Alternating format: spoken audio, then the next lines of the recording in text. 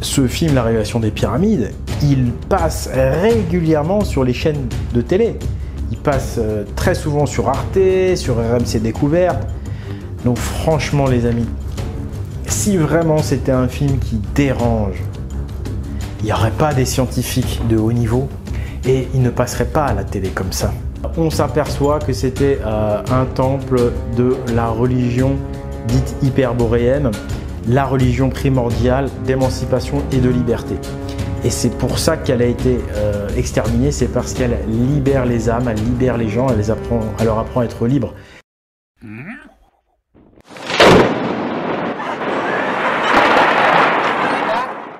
Bonjour à tous, je vais faire une critique objective de La Révélation des Pyramides. Avant ça, je dois préciser que je m'appelle Oleg de Normandie et que je suis la personne qui a le plus défendu ce film contre tous les détracteurs. J'ai été également celui qui a le plus défendu l'auteur de ce film. Donc je n'ai rien à voir avec tous ceux qu'on pourrait qualifier de gens, entre guillemets, du système protecteur de la bien-pensance. Non, là c'est vraiment une critique objective et constructive sur la partie interprétation qui est faite, c'est-à-dire sur la fin du film. Je n'ai pas changé d'opinion non plus, je suis toujours en phase avec les faits qui sont montrés dans ce film. C'est-à-dire pendant 1h20, on voit bien que ces pyramides ont été faites par des gens qui avaient un niveau de civilisation très élevé.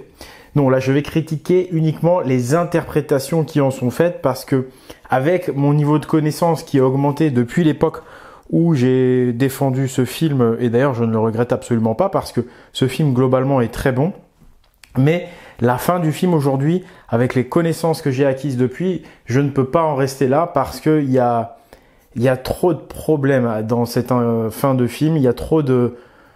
Voilà, j'ai détecté une manipulation, autant vous le dire tout de suite, autant dire les choses cash. Le film La Révélation des Pyramides, l'interprétation qui est faite à la fin de ces faits, elle est tout entière pour promouvoir un mysticisme religieux et plus exactement pour promouvoir l'arrivée prochaine de la fin des temps. C'est en fait une opération de promotion de l'Apocalypse de Jean. Voilà, pour être cash. Ce film est vraiment tout orienté à la fin pour être récupéré pour le compte du christianisme et de l'Apocalypse de Jean, et donc par conséquent pour être récupéré pour le compte de toutes les religions apocalyptiques qui attendent le retour de Dieu, le jugement dernier et la fin des temps. Et puis en même temps ça sert également tout ce qui est mysticisme évidemment. Quels sont mes arguments pour asséner cela ?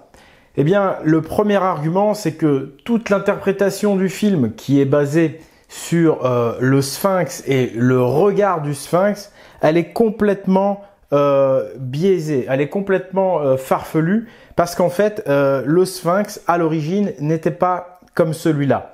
À l'origine, le Sphinx avait une tête d'animal beaucoup plus grosse que celle-là. Alors, je suis d'accord avec ce film jusqu'à ce moment-là. Nous allons maintenant quitter le terrain des constatations et des faits pour entrer ensemble dans celui plus incertain des suppositions et des hypothèses. Envisageons qu'il s'agisse d'un langage et donc d'un message. Et là, je suis encore d'accord avec le film, à savoir qu'effectivement, les pyramides d'Égypte, le Sphinx, tout cela, c'est fait pour nous transmettre un message. Tout ça, c'est fait dans une idée de transmission. C'est donc que ces pyramides, c'est un média. Ce sont des médias. Le média transporte l'information.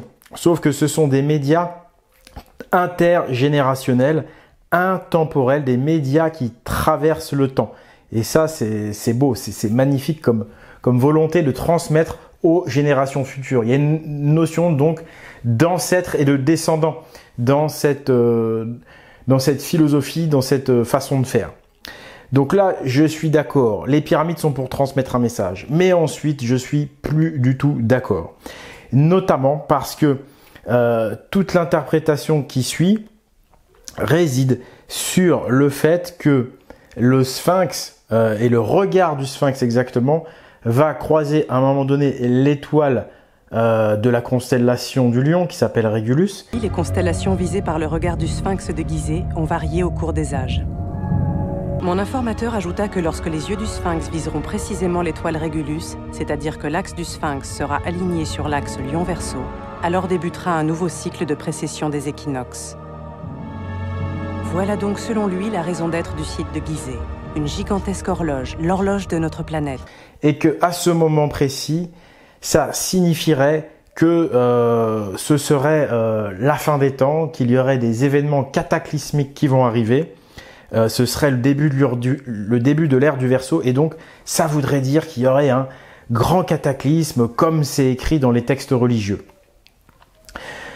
Le problème, c'est que le sphinx n'a rien à voir avec ce qu'il est aujourd'hui. C'est-à-dire que le sphinx d'origine, le vrai sphinx, celui qui a été bâti en même temps, enfin par les mêmes architectes que ceux qui ont fait les pyramides, le sphinx qui s'intègre dans les édifices d'origine des bâtisseurs, ça n'était pas cette tête-là. La tête du sphinx actuel est un faux, c'est une falsification, c'est une profanation. La vraie tête du sphinx, à la base, c'est une tête d'animal, et cette tête est beaucoup plus grosse que ça, beaucoup plus grosse que ça. C'est le sphinx, une tête d'homme sur un corps de lion. On a profané, détruit le sphinx en retaillant dans la tête d'animal une tête d'homme. Et ça, ce que je vous dis là, c'est pas moi qui l'invente, c'est prouvé archéologiquement. C'est Schwaller de Lubitz et Robert M. Schoch qui l'ont démontré. Regardez. Les études ont été effectuées sur le sphinx. Celui-ci comporte des traces d'érosion sur son corps. Ce sont des traces d'érosion verticale qui, d'après les études, ne peuvent être dues qu'à de fortes précipitations régulières durant une longue période. La dernière période de fortes pluies en Égypte remonte à plusieurs millénaires. Ce qui en dit long sur l'ancienneté du sphinx, vraisemblablement nettement plus âgé que l'estimation officielle. Mais ce qui nous intéresse particulièrement, c'est qu'il n'y a aucune trace d'érosion due à la pluie, ni sur la tête, ni sur le visage du sphinx. Seul le corps a subi cette érosion naturelle. La seule explication possible est que la tête actuelle du sphinx n'existait pas telle qu'elle lors de cette période de forte pluie, parce qu'elle a été modifiée, retaillée dans la tête d'origine, bien après la longue période de précipitation. Vous trouverez les sources scientifiques dans la description de la vidéo. La tête d'origine était donc plus grosse. Et un autre indice qui nous permet de comprendre que la tête a été retaillée, c'est que la tête actuelle est en effet extraordinairement petite par rapport à la taille du corps. Sur tous les autres sphinx d'Égypte, les proportions tête-corps sont très bien respectées. Mais sur le sphinx de Gizeh, le plus illustre de tous, il y a une disproportion flagrante entre la tête et le corps. Tout simplement car cette tête a été retaillée à partir de la tête d'origine qui, elle, était nécessairement plus grosse.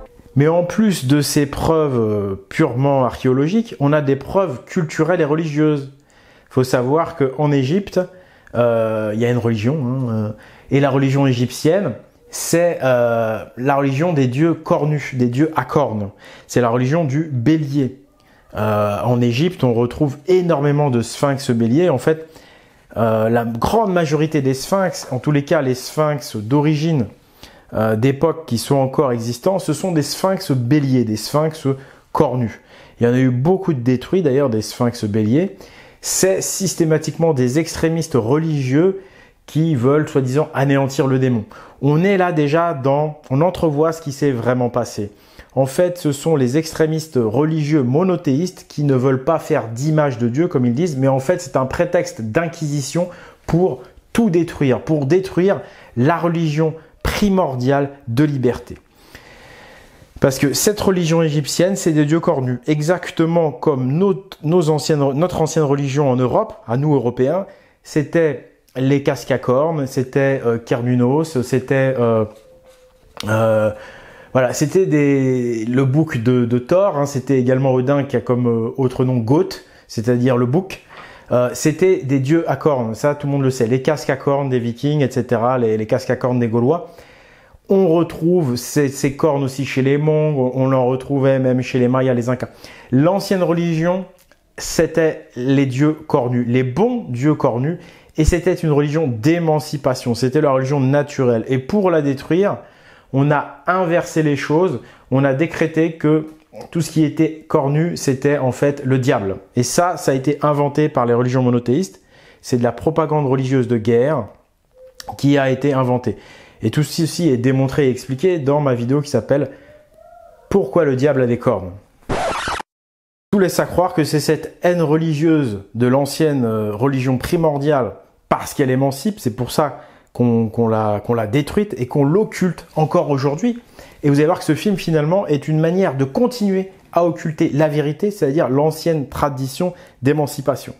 Parce que, pour vous dire à quel point en réalité à l'origine le bon Dieu a des cornes, il faut savoir que le mot God en anglais, hein, God, c'est lié au mot go en français, mais goth, gothique, c'est-à-dire go, les go, G-O-T-H, hein, goth. Les goths, c'est les gods, c'est lié à Dieu. Or, le mot goth en anglais, le goth en anglais, c'est le bouc. D'accord Donc, ça, on le voit dans la religion égyptienne, dans la religion celtique, dans la religion nordique. Les cornus, ce sont les bons dieux. Ce sphinx, en fait, vous allez voir que c'était même pas un lion, en fait, c'était un bélier. Parce que le bélier, c'est un animal cornu, mais surtout, pourquoi ? Parce que le bélier, enfin le sphinx, pardon, se trouve orienté plein est. Et ça, dans le film, on se garde bien de vous le dire, il est plein est, le sphinx. Or, l'Est a toujours été caractérisé par le bélier. Chez les anciens, l'Est était aussi appelé la direction du bélier.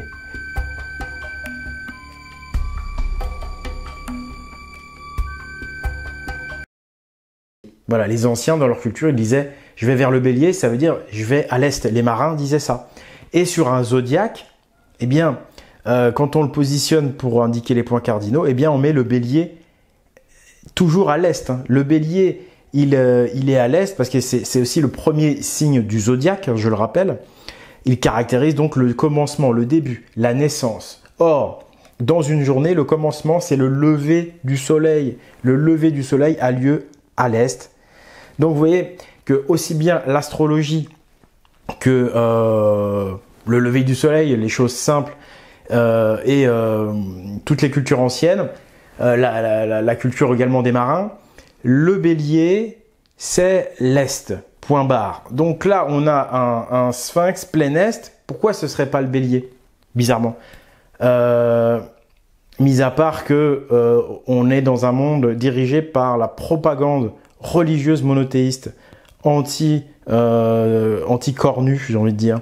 Parce que regardez quand vous allez sur les autres sites en Égypte. On va à Karnak, qui se trouve à l'est du Nil. Et bien Karnak, c'est que des béliers. C'est que des sphinx béliers. Il n'y a que ça, que ça, que ça. Et tous les grands sphinx, les grandes pièces sculptées qu'on retrouve encore en Égypte, les pièces sacrées qui caractérisent le dieu Amon-Ram ou Amon-Ra. Je rappelle que le dieu Ra des Égyptiens, il y a un accent circonflexe, c'est parce qu'on a enlevé le M, parce que ça gênait, parce que Ram, ça veut dire bélier en anglais, encore une fois. Bref, on n'a que ça en Égypte au niveau archéologique, au niveau des sphinx d'époque. C'est des béliers partout et c'est à l'est. Karnak, c'est à l'est. Ça veut dire la naissance. Et à l'ouest du Nil, on a les temples mortuaires. Pourquoi? Parce que là où le soleil se couche, c'est la mort symbolique du soleil, c'est là où on va mettre les morts. C'est d'une logique implacable. À l'est, la naissance. À l'ouest, on a tout ce qui est mort. Donc là, c'est évident pour moi que ce sphinx était cornu, c'était un bélier, et c'est pour ça qu'il a été détruit. Faut pas oublier que on a parlé à un moment donné de religion aryenne. Or, le mot arien vient du grec et de l'anglais aries. Aries, arié. En anglais, aries, ça veut dire bélier. Encore une fois.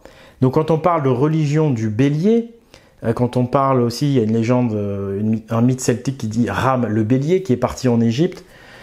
Ça paraît évident que le site égyptien, c'est l'ancienne religion du bélier.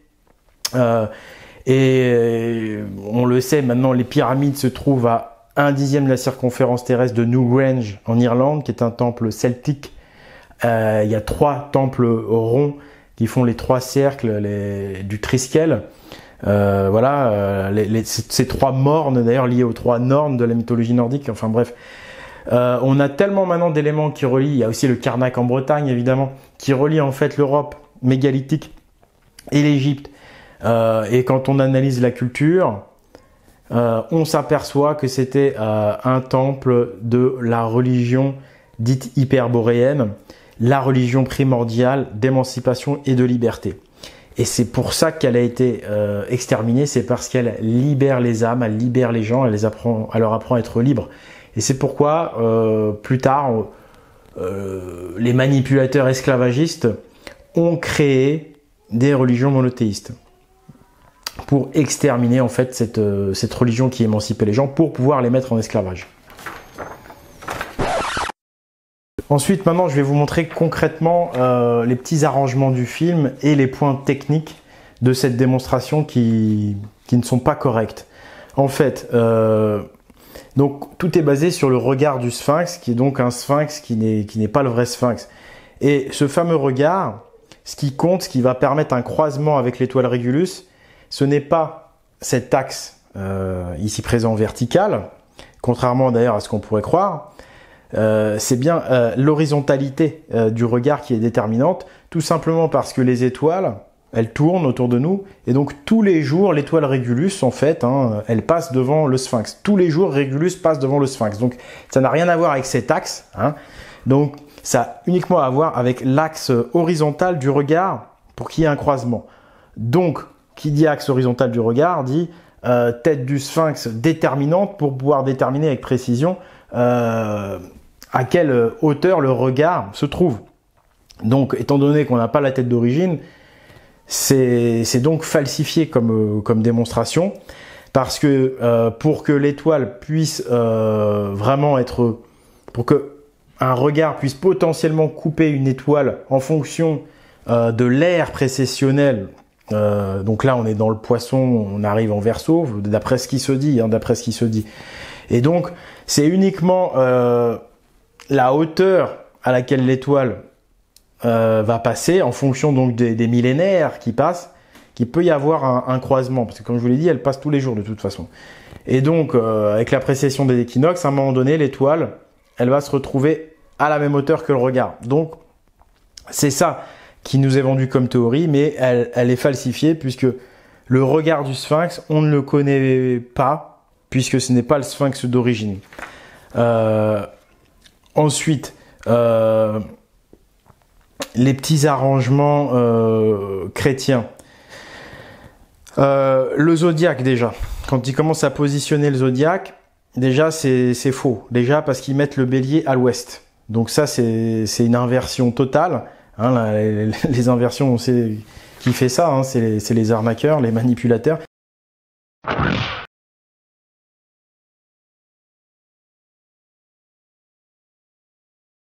Tout est fait pour...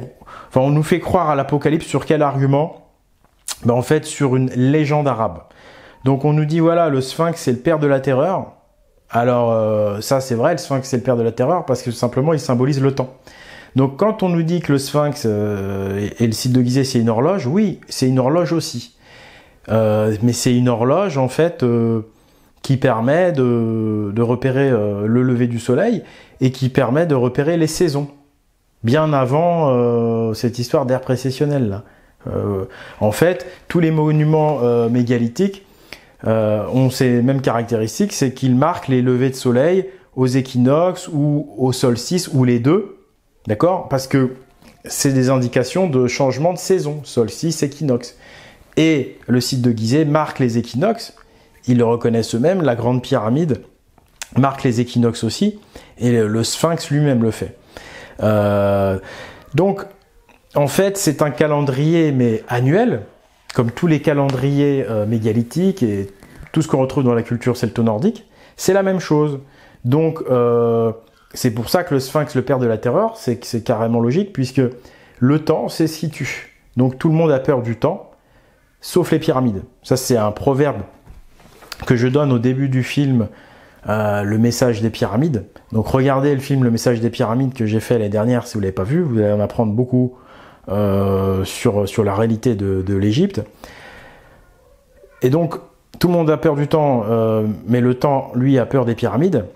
Le Sphinx, le père de la terreur, c'est le Sphinx, le père du temps, en fait. C'est le Sphinx qui représente le temps. Voilà, point barre. De là à tout de suite s'imaginer l'apocalypse, il y a un monde.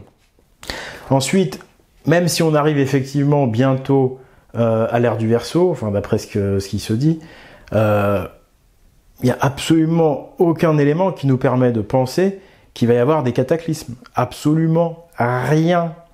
En fait, j'ai déjà montré que les cataclysmes, notamment avec le livre Le secret de l'Atlantide de Jürgen Spanut, les cataclysmes, il y en a eu dans l'histoire, mais les derniers c'était il y a 3000 ans déjà, et qu'en fait ces cataclysmes étaient dus à des comètes, à des résidus de comètes qui sont entrés dans l'atmosphère. Donc c'est des événements qu'on ne peut pas prévoir, ça n'est pas lié à une horloge, clic-clac, et puis à un moment donné, gling, il est l'heure, tout est détruit.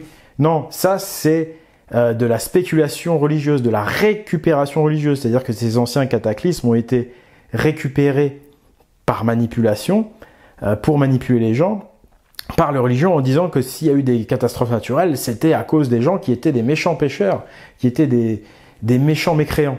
Voilà. Il fallait donc devenir des bons croyants pour que le cataclysme n'arrive pas.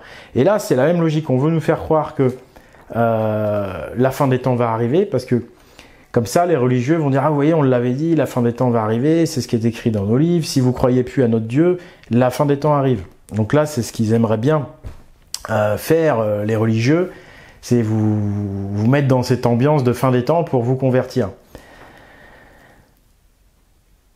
Et donc, ça les arrange bien de dire « Ah, on arrive à l'ère du Verseau, ah, il va y avoir des cataclysmes. » Ça arrange les religieux. Mais la vérité, c'est que l'ère du Verseau, c'est simplement un déterminisme par rapport au zodiaque.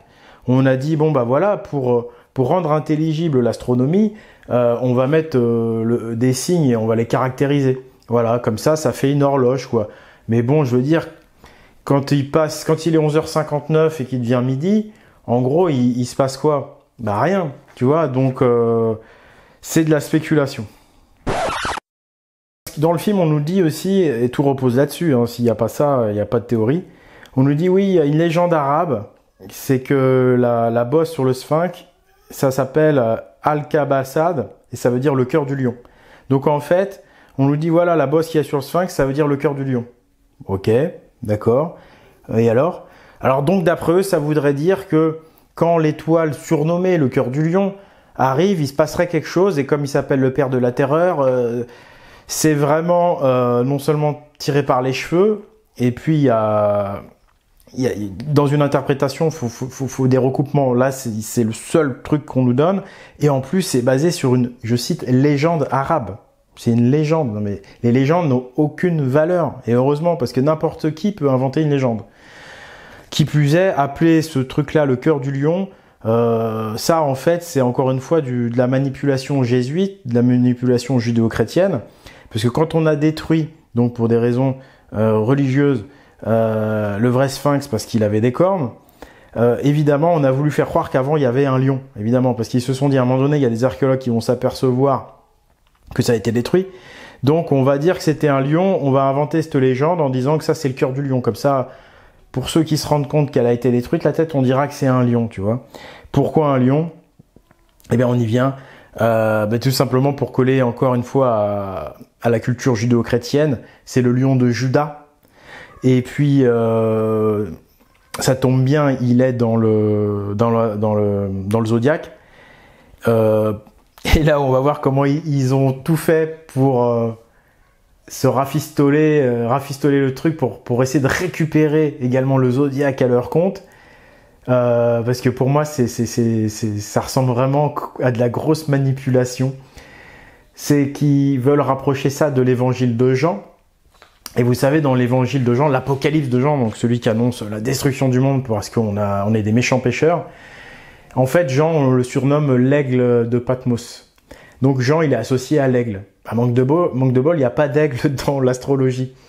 Alors du coup, ils ont inventé l'histoire que, en fait, l'aigle, c'est le scorpion, pardon, c'est anciennement l'aigle. Voilà. Alors ça repose sur quoi? Sur des écrits jésuites. Hein, voilà. Donc tout à coup, il faut être très intelligent, quoi. Ils se sont dit, bon, on va dire qu'en fait, avant le scorpion, il y avait l'aigle. Comme ça, on peut dire que l'Apocalypse de Jean correspond, tu vois.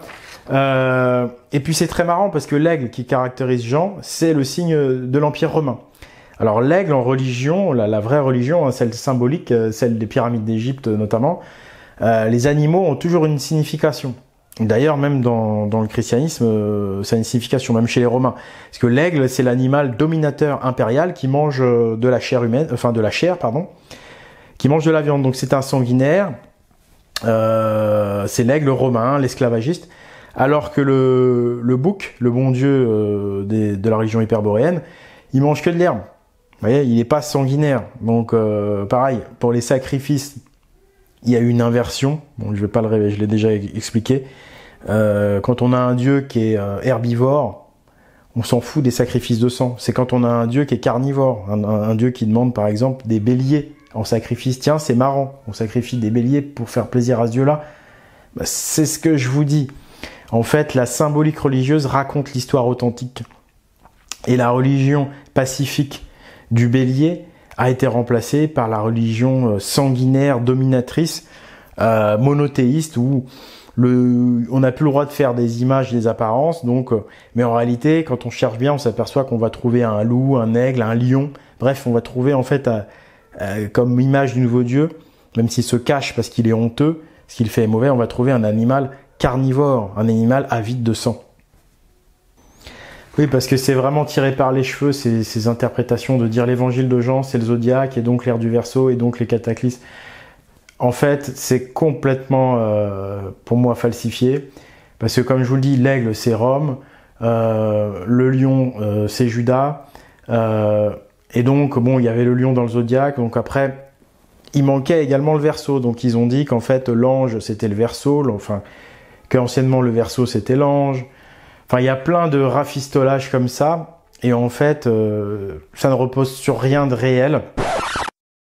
Ensuite, dernier argument qui me permet de dire que ce film, en fait, est une promotion pour les religions abrahamiques et pour les religions de la fin des temps et de l'Apocalypse, et donc pour également tous les mystiques New Age.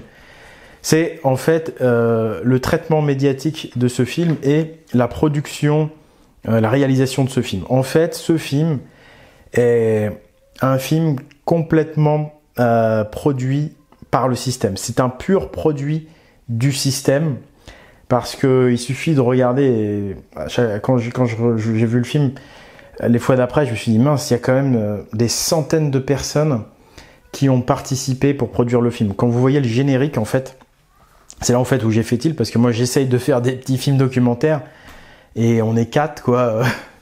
4 et pas tous à temps plein. Et c'est super dur. Mais il y a des centaines de personnes sur ce film. Il y a des scientifiques... il y a les scientifiques les plus connus. Il y a les scientifiques qui font autorité. Il y a Jean-Pierre Adam. Et là, je me dis, mais attendez, on nous dit que c'est un film qui dérange. Alors certes, il se fait casser et tout par la presse mainstream. Mais au bout d'un moment donné, moi j'ai compris le petit jeu entre les mainstream et l'internet. En fait, on nous manipule, on veut nous faire croire à des faux opposants purs et durs. En fait, c'est un film, franchement, il a été produit par le système, quoi. Je veux dire, ça, on peut pas dire le contraire. Au niveau du budget, au niveau des intervenants, et qu'on n'aille pas me dire que les Jean-Pierre Adam et compagnie répondent à des interviews comme ça, de façon spontanée, sans savoir à qui ils ont affaire. S'ils répondent à des interviews, les historiens archéologues qui font autorité, c'est parce qu'on leur a dit que c'était bon, que c'était un film qui faisait partie de l'équipe. Parce que c'est bien d'une équipe dont il s'agit. Quand vous étudiez vraiment l'histoire et l'archéologie à fond, vous apercevez qui a une influence, qui a un lobby installé dans nos institutions, et que ce lobby, il est judéo-chrétien, il est abrahamique, il est franc-maçonnique. Et quand on regarde bien, la franc-maçonnerie, c'est l'épouvantail, hein, mais en fait, la franc-maçonnerie et le Vatican, et le monothéisme, ils font tous les deux la promotion de l'Apocalypse, de la fin des temps. Hein, le livre de référence des francs-maçons, en dernière instance, c'est Fulcanelli. Or, Fulcanelli, il milite, c'est un propagandiste, en fait, de l'évangile de Jean, de l'Apocalypse de Jean. Donc, en fait, au final, tout le monde s'entend sur un truc, c'est l'Apocalypse de Jean. Y compris, évidemment, les musulmans. L'islam, qui est un produit également monothéiste, et qui est raccordé à toute cette équipe. Et voilà, moi je le sais, quand on observe objectivement, on voit bien que les historiens qui font autorité en France sont des agents qui font du prosélytisme religieux. Je le dis. C'est clair et net. Et ce qui me fait penser ça, en plus, quand je regarde le film, et la fin donc du film, c'est que les scientifiques qui font autorité dans le film, ce sont des officiels, hein, et ils ont la même attitude qui nous envoie dans la peur, qui nous envoie dans le mysticisme, qui nous envoie vers une apocalypse qui va arriver. On utilise le pôle magnétique et on dit bah voilà, on ne sait pas ce qui va se passer. Ouais, il se pourrait bien qu'il va y avoir le déluge. Donc en fait, on voit des scientifiques qui parlent très bien, je trouve d'ailleurs. Hein. C'est marrant comme les scientifiques de haut niveau ont une excellente oralité. Moi, je me suis toujours imaginé en fait le meilleur scientifique, quelqu'un de très intelligent, qui n'est pas forcément au contraire quelqu'un qui parle bien. Mais bizarrement, ils parlent tous très bien. Un peu comme les politiques. Il y a d'autres cas comme les tsunamis. C'est un phénomène de lâcher des eaux naturelles par fragmentation de barrages naturels qui ont recouvert les terres de masses d'eau extrêmement importantes et auxquelles certaines populations ont à plusieurs reprises probablement assisté et qu'ils ont ensuite romancé et décrit comme étant ce que l'on appelle aujourd'hui sous un nom, le déluge. Et comme par hasard, tous ces scientifiques nous disent « Ouais, on sait pas, ouais, il va peut-être y avoir l'apocalypse. » Donc en fait, ils font le jeu des religions. Sur les conséquences directes liées à l'inversion du pôle magnétique, je pense qu'aujourd'hui, il faudrait que ce soit des dizaines, voire des centaines de chercheurs qui se regroupent autour et qui se fédèrent autour de ce type de recherche pour essayer de comprendre les effets directs et indirects liés aux conséquences de cette inversion. Et puis surtout, ce film, La Révélation des Pyramides, il passe régulièrement sur les chaînes de télé. Il passe très souvent sur Arte, sur RMC Découverte. Donc franchement les amis, si vraiment c'était un film qui dérange, il n'y aurait pas des scientifiques de haut niveau et il ne passerait pas à la télé comme ça, qu'on se le dise, d'accord ? Au final, c'est un film, je dirais, qui donne des vérités au départ pour mieux ensuite nous mentir, pour mieux ensuite nous manipuler. Je fais un pas de recul, j'admets certaines vérités, mais pour mieux vous désinformer derrière, pour mieux vous mystifier. La base de la manipulation, c'est l'obscurantisme. Globalement, tout ce qu'on nous apprend est faux. Là, le système a anticipé, il a vu que sur Internet, il y a la libération de l'information, donc il s'est dit, on va donner des informations, comme ça on va pouvoir orienter le débat, on va pouvoir récupérer, contrôler la mouvance, je dirais, dissidente, hein, sur le plan de la pensée, moi je parle, hein, dissident en pensée, parce qu'ils savaient qu'on allait s'apercevoir qu'on se foutait de nous, et donc ils ont anticipé, ils ont dévoilé des vérités sur les pyramides pour mieux nous réorienter vers ce qu'ils sont en réalité, ce qui est la base de leur pouvoir, la manipulation qui part des religions monothéistes. Et effectivement, ce film, au final, il est là pour promouvoir l'arrivée prochaine potentielle d'un grand cataclysme. Et donc, il fait la promotion de l'Apocalypse de Jean, des religions prophétiques. Voilà, vous pouvez regarder les vidéos que j'ai faites sur ce qui se passe en ce moment avec le Covid, tous les signes religieux dans la gestion de la crise du Covid qui apparaissent étrangement, bizarrement. La franc-maçonnerie, elle est là pour auto-réaliser l'apocalypse de Jean, donc au service du Vatican. Ça aussi, je l'ai démontré l'année dernière par rapport à la Révolution française. Bref, le nouvel ordre mondial, au final, c'est une belle stratégie de manipulation. Et ce film, pour moi, il en fait partie parce que, au final, ce film, qu'est-ce qu'il a promu? Il a promu le New Age, il a promu les religions monothéistes, et il met les gens dans l'attente, il met les gens dans le fatalisme. C'est-à-dire que face à toute cette destruction du monde, en ce moment, on assiste c'est l'apocalypse de Jean qui est autoréalisé. Face à cette autodestruction du monde, parce que c'est nos élites, c'est les gens de cette équipe qui sont en train de le détruire, ce film nous met dans une position d'attente d'un sauveur ou d'attente d'un destructeur, peu importe. Mais il nous met en position d'attente, vous comprenez? Le but, c'est que tout ça, c'est de la manipulation et c'est de la politique en même temps. Le but, c'est que les gens ne bougent pas. Vous voyez, que bien sagement, vous regardiez le monde être détruit pour qu'ils puissent imposer un nouveau monde à leur sauce, selon leur volonté. Donc, tout ça, ça fait partie des campagnes de mysticisme qui mettent les gens en position d'attente. Et qui empêchent surtout que l'on retrouve la vérité, parce que, vous savez, quand vous êtes manipulé, ou quand vous manipulez quelqu'un, et ben eux, ils ont analysé tout ça. Il vaut mieux dévoiler en premier le mensonge pour pouvoir réarranger quelque part un autre mensonge que de rien faire. Parce que si on avait commencé, et on était en train de le faire, on allait le faire, nous, les gens du peuple, commencer à réfléchir par nous-mêmes sur les pyramides, on serait arrivé plus rapidement à la vraie conclusion sur les pyramides. Hein. C'est-à-dire que c'est un temple hyperboréen, un temple de la religion des cornus, hein, les cornus de la religion primordiale de liberté qu'on retrouve sur les 4 continents, il n'y a pas de problème, mais qui est lié effectivement à nos vikings, à nos templiers. On aurait vu qu'il y avait une religion qu'on nous cachait, parce que cette religion, c'est la recette pour l'émancipation, c'est la recette justement pour sortir de l'attente. Tout l'inverse de ce film qui vous met en position d'attente là d'une destruction et donc peut-être de l'arrivée du Sauveur Jésus, puisque c'est ce qui est écrit. Hein. Donc là, en ce moment, voilà, on est bien manipulé entre des francs-maçons et des monothéistes qui en fait font partie de la même équipe, c'est juste qu'ils n'ont pas les mêmes rôles. On nous réalise l'apocalypse, ce film va dans ce sens-là, alors qu'en réalité, voilà, ces fantastiques pyramides sont liées à notre ancienne culture, notre tradition des dieux cornus, une tradition qui émancipe.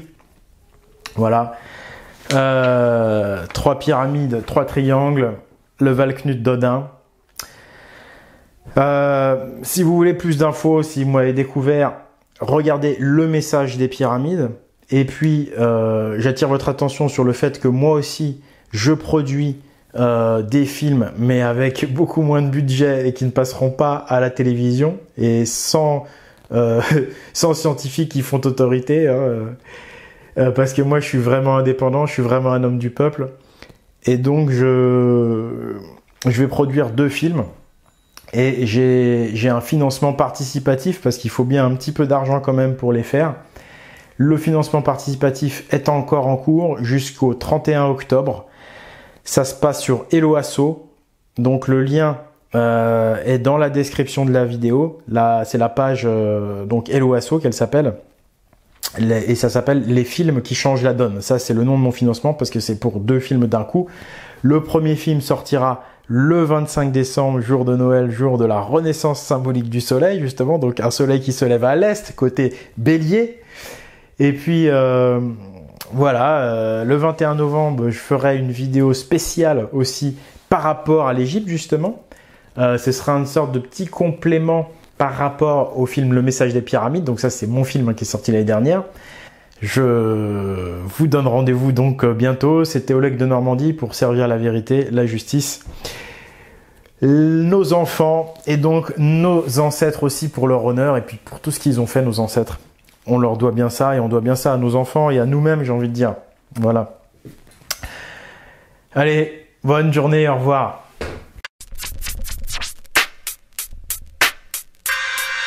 Oh God!